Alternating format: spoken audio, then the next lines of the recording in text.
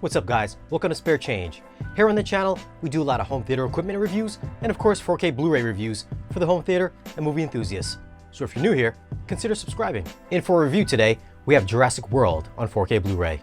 I won't get into any plot details, I'm just going to give you my thoughts on the video and audio quality. Now for some tech specs. The movie was shot in 35 and 65mm and 6K. It's got a 2.4K DI. It's rated PG-13. Runtime is 124 minutes. Aspect ratio is 2:1, so you'll get very small black bars on the top and bottom of your screen. So being the fourth movie in the franchise, you'd think it'd be the best looking of the bunch, and it is. The majority of the movie is shot on film, so as you'd expect, there is a fair amount of finely rendered grain throughout. The image does have that slight softness that film brings, but it also gives it a very cinematic and filmic look. Comparing it to the standard Blu-ray, I didn't find it a night and day difference, and depending on your screen size, it may be minimal at best. But for those with larger screens, there is better detail refinement. The forest foliage in near field and far field shots are tighter and cleaner, which makes it easier to see individual leaves and trees. Edges are sharper, which leaves a better distinction between background and foreground elements, and helps bring out a better depth to the presentation. Chapter 7 had some very good close-up shots of the raptors while they were locked up. Detail on their heads revealed various shades of color and visible texturing on their skin. There's also a shot of the Indosaurus's teeth after eating that guard in Chapter 6 that also looked great, with blood and saliva dripping between his teeth and gums, which really heightened the mood of the scene. Close-up shots got incrementally better, with Owen's facial hair and Claire's eyelashes appearing more resolved and highly visible. HDR usage brought out a slightly warmer and richer tone to the movie, with grass and trees being richer and more natural looking. Skyline shots had better gradational transitions, with clouds looking fuller and more defined. The image could get exceptionally bright at times, with spectral highlights from gunfire and sunlight reflections.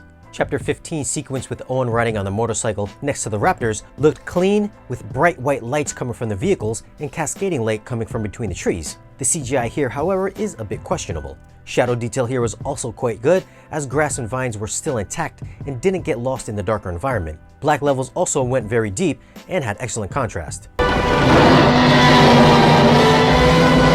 Audio was done in DTS-X, and after watching Jurassic Park 1, I was expecting to be blown away by this mix. Unfortunately, I was kind of disappointed in the lack of height channel usage. Chapter 13, when the dino birds break free, I figured would be prime time for some overhead effects, but I barely heard anything happening up there except some faint ambient sounds. There was a chopper flyover in Chapter 14, but for the most part, there wasn't much going on up there. That being said, lower channel usage did convey a nice wide soundstage, with the musical score sounding cinematic, which spread through all the lower channel speakers. Chapter 18's dinosaur battle was a standout, as footsteps shook the room violently, while buildings got destroyed and debris could be heard moving between each speaker. The DTS-X mix was very detailed, with ambiance always present, especially during the outdoor jungle scenes.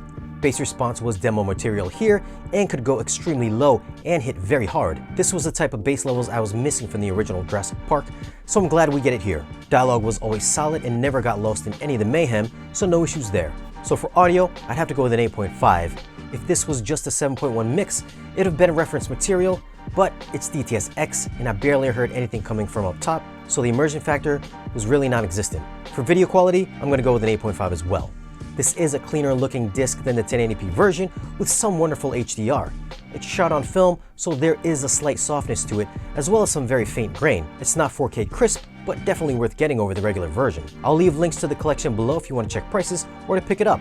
It does help out the channel by using those links, which helps us bring you more content like this. Now if you enjoyed the video, give it a thumbs up, or leave us a comment down below, and let us know if you're picking up the Jurassic Park collection. Check out our social media links, and if you're new here, hit that subscribe button. We'll see you guys again in the next video.